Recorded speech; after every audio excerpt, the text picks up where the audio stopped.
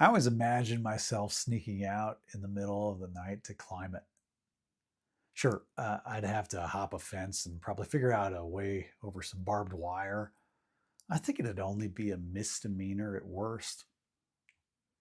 Would have been worth it. The question always perplexed me. Climbing it would have given me that answer. And that question still really puzzles me to this day. How tall are the letters on my small town water tower? Taller than me? Closer to the height of me? Maybe the height of me as a little kid, smaller than that?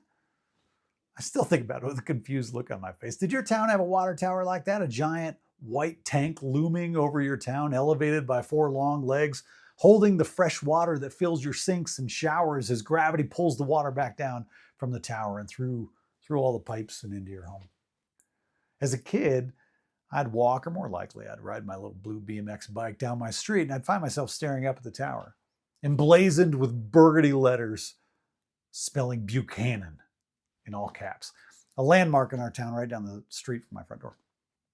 I should have been thinking about other things, probably my grades, probably, I don't know, helping out around the house, picking up my room, but something about those big capital letters baffled me. How tall were they?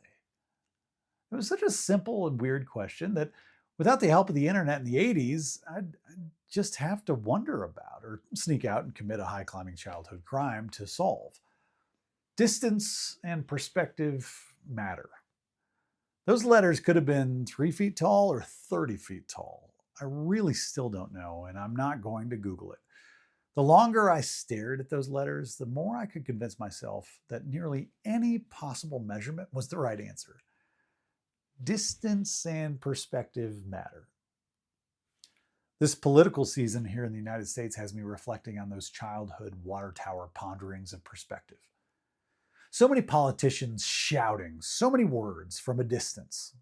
Big words, big accusations, big promises, big claims, big rumors, big challenges, sometimes big lies.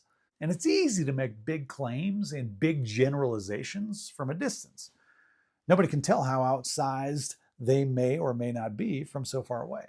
It's easy for politicians to drive big buses, fly on big planes, and stand on big stages, painting with big, broad, jumbo strokes. But if those who make big claims from big daises come up close to our lives, they are likely to see things more clearly. If they joined us on our level, they might get a sense of the true size of not only our problems, but also our potential. In the biblical story of the Good Samaritan, there is this tiny phrase that is easy to look right past. In the New International Version translation of the story, it's just 5 words. See if you can catch it. But a Samaritan, as he traveled, came where the man was. And when he saw him, he took pity on him. That's from Luke's Gospel. The Samaritan came where the man was. The Samaritan got up close. The Samaritan jumped the societal fence, navigated the cultural barbed wire, and broke the laws and norms of the time to gain a closer look. In the story, as it's read in Luke's Gospel, the priest and the Levite stayed far away. Those two characters end up not being the heroes of the story, and not because they were morally inferior, really just because they never came up close to the man who was in trouble. Climb the fence, scale the barbed wire, break the rules if necessary, get up close to people. Distance and perspective matter.